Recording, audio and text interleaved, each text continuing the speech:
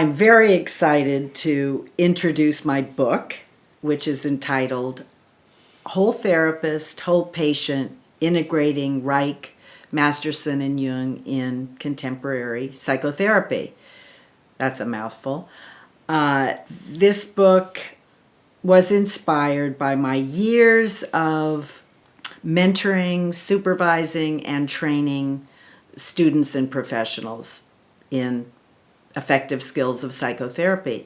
And what I discovered was that even with all the graduate training that occurs and all the practicums and internships, still therapists, when they finally get their license and practice psychotherapy, they really don't exactly know how to do it. They've been exposed to many, many theories, which is excellent, and yet by the time they're finished with all of their training and licensure and practice, they don't really have a method. They learn to be supportive, listen, and be empathetic, and that's kind of the bread and butter that they're taught. And this engenders a lot of caution in the way they treat patients. Sometimes therapists really think that the people they work with are like China dolls, that they have to be so careful and that they're going to fall apart if you're direct and authentic and straightforward. My book teaches a method that is unique and clear. It's a nuts and bolts approach where therapists can learn not to be afraid of their patient, to be able to speak directly, and I'll go into more of that later about character analysis, but it's learning really how to do effective therapy with a consistent method that you can rely on and count on. Many therapists will get lost in their sessions. They're listening and listening and listening and listening, and the patient is telling story after story, and then the session is over, and sometimes the patient is frustrated. They vented, but they didn't really get any guidance, and the therapist is frustrated that all they did was listen and felt trapped in the session while the patient rambled. This is not effective, even though it's done in many, many offices. What is effective is having skill and a clear way of working. And my book discusses every aspect of therapy, from the initial phone session all the way to termination, to how to do the business of therapy, how to work with trauma, how to set the frame so that the structure of therapy is clear, how to diagnose character types so you know who you're working with, dream analysis, and many other aspects are covered. Soup to nuts, as I call it, the nuts and bolts of how to do therapy. This book also focuses on complicated and difficult patient interactions, because some of our patients are challenged in their life and they're challenged being in therapy. They have problems in relationship. They may be severely depressed. They may be anxious. They may have panic attacks. They may be dominating types. They may be paranoid types. People come in with many, many challenges and very challenged in their relationships at work, in their life. Their bodies are stressed. They're in pain, chronic pain. We have many, many challenges. And this book discusses with case examples almost all the challenges, although there's always more, and intricate complexities of how challenges are woven into the character. But this book, I'm hoping, will help you with the cases to do the best work you can with what I call challenging junctures in therapy. There's a whole chapter on that for you.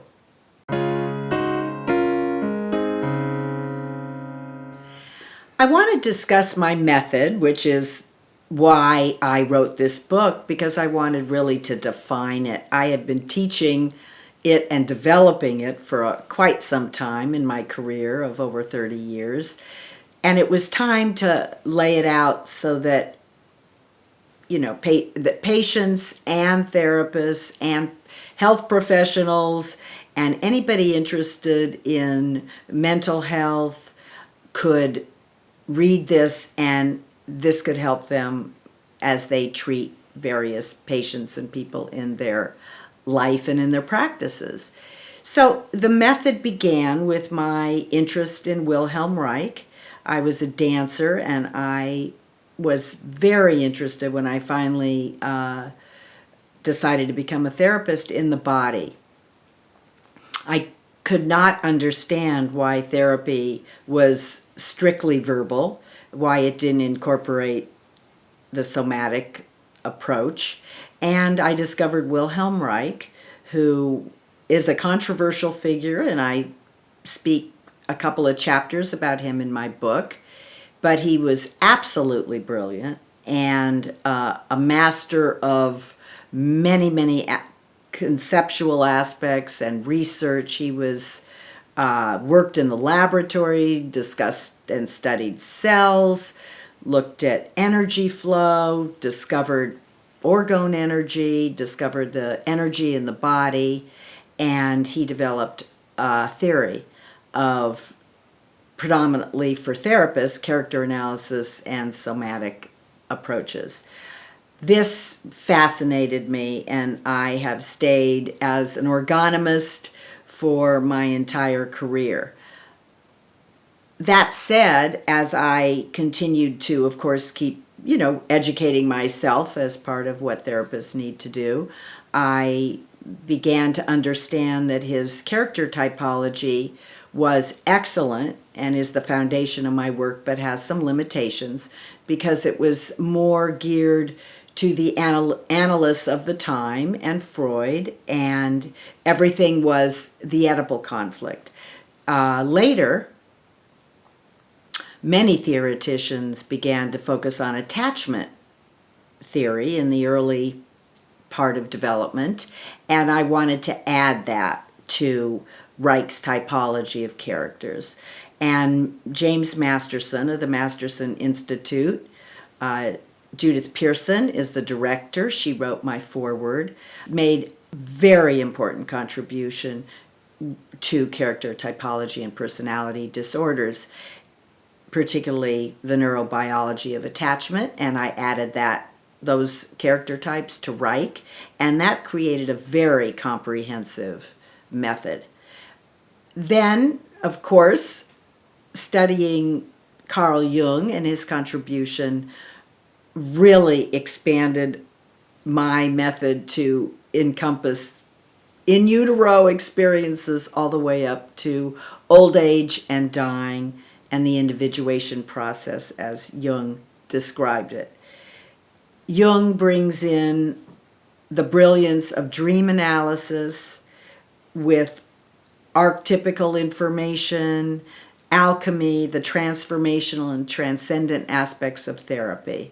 He contributed so much to the field, and it's so important for therapists to understand dreams. Dreams and the objective psyche teach us so much about what is deeply embedded in the unconscious, semi-conscious aspects of the patient's mind. And when you're able to move along with the patient through their dreams and discover clues, it is so enriching and rewarding. My book describes in depth how to do dream analysis and bring in a spiritual transcendent aspect to your therapy. It makes it very rewarding. Many people come in with a high level of spiritual interest in their development, and we need to be able to help them evolve to the highest spiritual level that they can. First, we remove characterological blocks, and then we have to be able to track them to their highest level. and dreams, as well as transformational experiences, are patients' ways of developing, and we have to catch up with them and keep ourselves, brilliant and evolving. Being a therapist and doing therapy is also a creative art form in a way, and each therapist is different. So even though I may define for you parameters and give you some nuts and bolts ways, I want it sifted through your soul, your individual attributes, and who you are, your authentic self. And that's what makes it so creative. Each therapist has his own or her own unique ability to do this work, and I respect and honor all the kinds of therapists and how they particularly want to relate. So even though I create a structure that you can follow that makes therapy a lot easier, and I give you some skills, then I want you to be confident in your own abilities to perform, and in your own unique ways capture what is unique to you, develop your authentic self, and then you will find your way if you have some very good parameters as well to follow.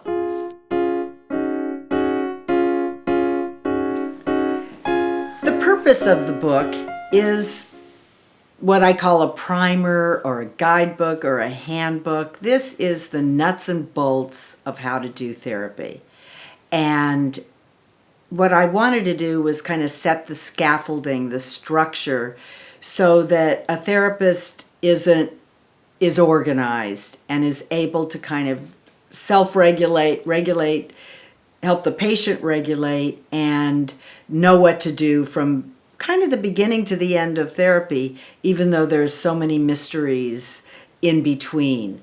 We never forget the mystery of therapy, because that is an element of the unknown. But within that, there are principles and guidelines to follow. The book is also readable and enjoyable for anyone interested in personal growth and development.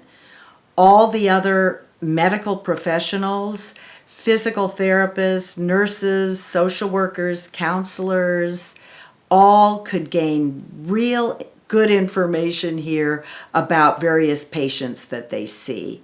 So this is also good for patients who can get an aerial view of the therapeutic process. There's so many cases to be interested in the book that you can kind of chart your own therapy by reading this and see, get some good information about being in therapy.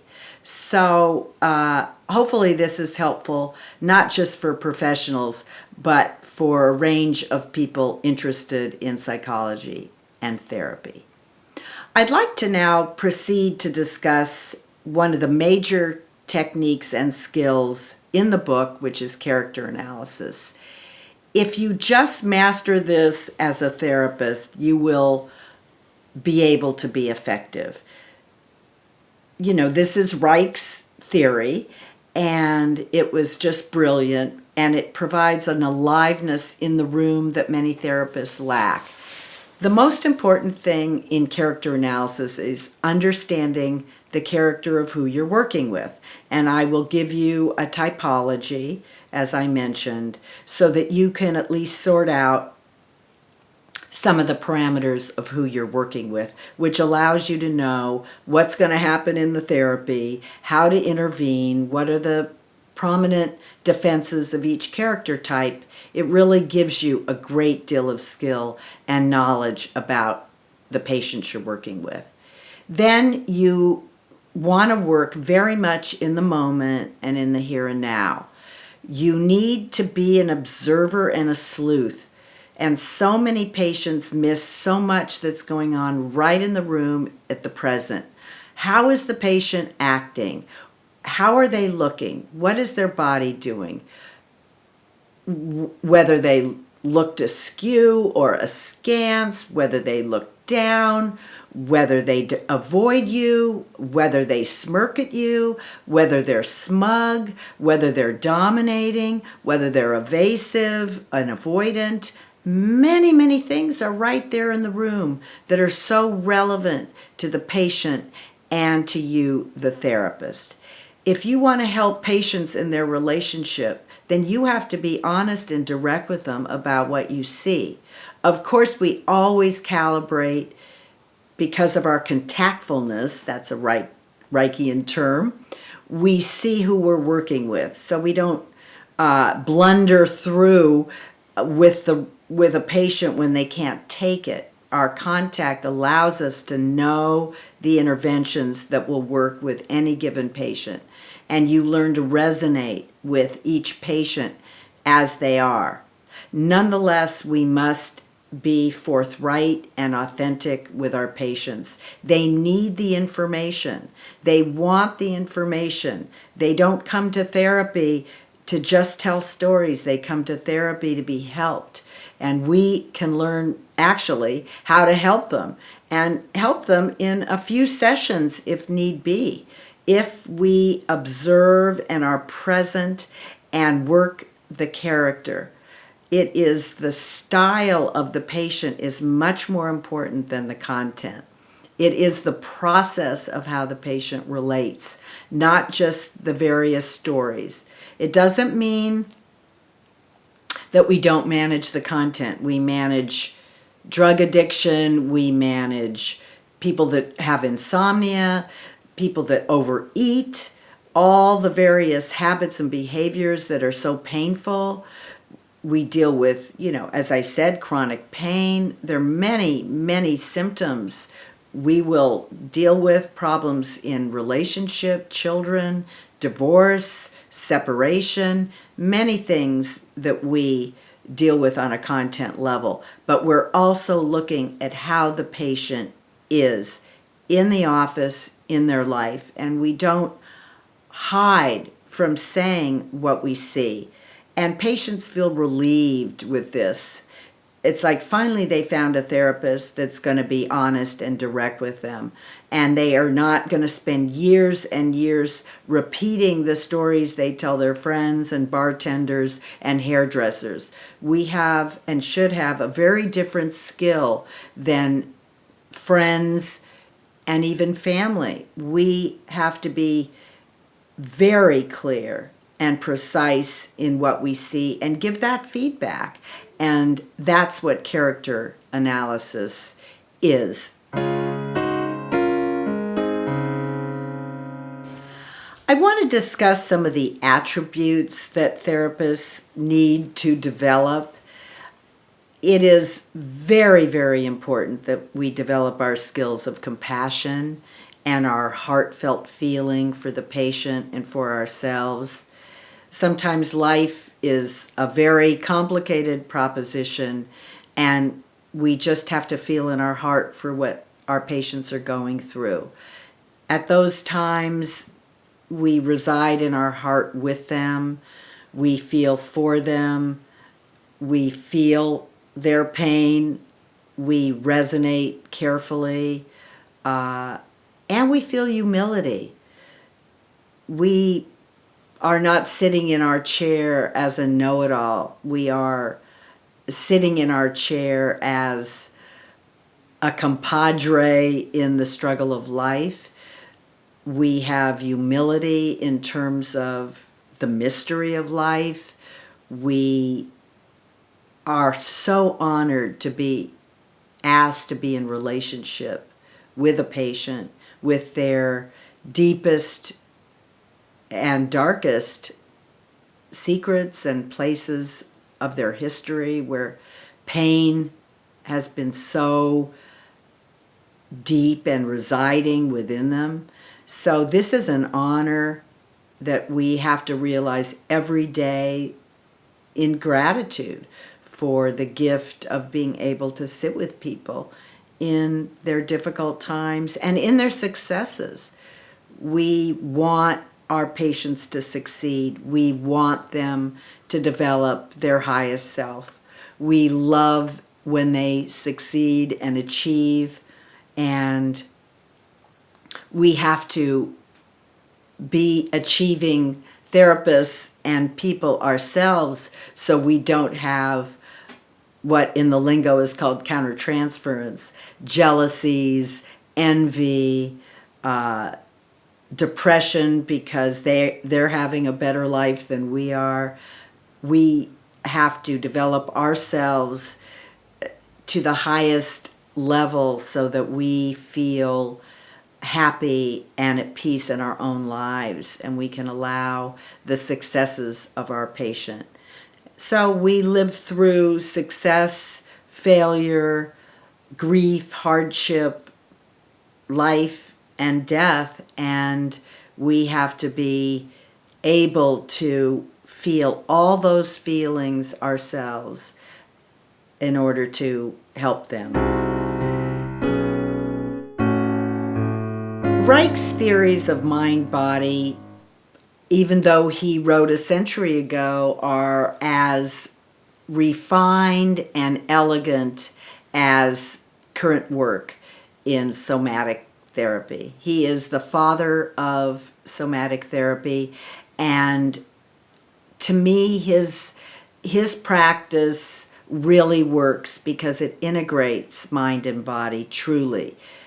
If you understand the character and you understand character types, you can understand the template in the body that correlates with what you see in what he called the armoring. So you're not just working the body as if the body is an element of massage that you just push around or release tension and not deal with the character. And you don't just work verbally with the character and not understand that the character completely manifests in the body. All the stresses and strains of the way a person lives, all the weaknesses that they have, all the collapse that they live with is right there in their body, either through high levels of muscular armoring or collapsed weaknesses that you see in anorgonia in the body. Reich understood this, Ellsworth Baker after him, and my book discusses briefly this somatic aspect of Reich's work. I go into the segments, I go into the way that character types manifest in the body, and I discuss other aspects of Reich's, theory of body work. This book will not teach you how to do body work because this is a refined training. But if I can get your interest in it, then you can train in this mode of therapy. We can't help our patients if we don't help them learn to breathe. One of the aspects of Reich's work is working with the breath, working directly on the muscles where people are bound up. In the body, in the cells, are all the pain of a lifetime. And when you work directly on the musculature, on the breath, from the top of the head with the eyes to the bottom of the feet, we begin to move the energy, and patients release deep feeling and deep pain and open their voice and open their heart and their belly, and they can begin to express all the hidden feelings that they could never express in their early life. This really gives relief and stability to the patient. Reich understood so much about the autonomic nervous system, the sympathetic and parasympathetic system. We are overly sympathetically tuned, highly anxious, we can't sleep, we overeat, we do all these things to reduce the pain in the body. This way of working with patients gives a primal and primitive relief by allowing the expression of feeling to come through the mind and through the body. Not just through the mind, but through the body. And when you can express all the sounds and all the emotions that you've always needed to express, you feel so much better. So in this book, I introduce this element, this theory, so that you can study this and learn how to do it.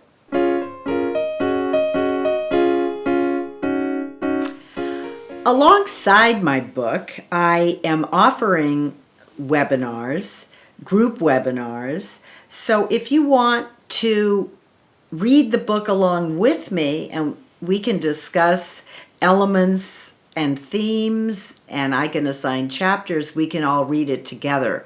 And this would be for everybody. Whether you're a patient or somebody interested in psychology or a physician, mental health professional, all of us can read it together methodically, and that would be interesting and I think pleasurable to do. The other element of webinar I am offering is actual coaching for mental health professionals, therapists, and there are many options and levels that you can jump in with. I have an independent study program already. You can do that methodically and actually learn the method, or you can do an abbreviated version. So these are offerings that you can see on my website, and I hope you'll take advantage of those as a way of incorporating the elements of the book in a more organized fashion. I wrote the book in about 2.5 years, but granted, it took me that shorter period because I had already been developing the method through CDs and lectures and workshops at Esalen, and many ways that I had already written a lot of the material, and then I could put it all together in the book. So I was writing the book in my what I call my computer office, and I would work usually on the weekends for 3 to 4 hours on the weekend, because then I wasn't seeing patients and doing training. I also wrote the book up at Sea Ranch, sitting by the coast, and then I wrote every day for usually 3 to 4 to 5 hours. So working intently and in a disciplined fashion, I was able to finish the book, and I loved the process of writing and organizing and getting it all down so that others could enjoy the method. Here I am in my office, and my book discusses how important it is for the therapist to feel whole, for the therapist to feel content, peaceful, and able to totally focus on the patient while the therapist is feeling some equanimity and neutrality inside. It's very important for therapists to be healthy themselves. We're often wounded healers and end up practicing without sufficient health in our body and in our mind. So my book discusses this aspect. I recommend personal therapy for therapists ongoingly so that they can feel like they understand what's going on inside themselves, so they're not triggered with patients, so they're able to see accurately without projecting their own material onto patients and reacting. So it's important that to be a whole therapist, we have to exercise, meditation helps some, we have our personal therapy, and we have vitality in our life. We have hobbies that we do, we have passions outside of our work. All this brings our own aliveness. We cannot have aliveness that we recommend to patients if we don't embody that. This is most important. And we're not trained really to regulate ourselves as well as we should be. Therapists by nature often overwork. They often are drained and not sourced. They don't have sufficient funds coming in. They often sacrifice their own health in order to see too many patients and work too hard. It is very important, and my book discusses, one of my chapters is the business of therapy, because therapists must learn how to conduct business. And some therapists feel very guilty. They don't like to be taught the business of therapy. They don't think that's right. They should just be supporting their patients, and they should not be worrying about business of therapy.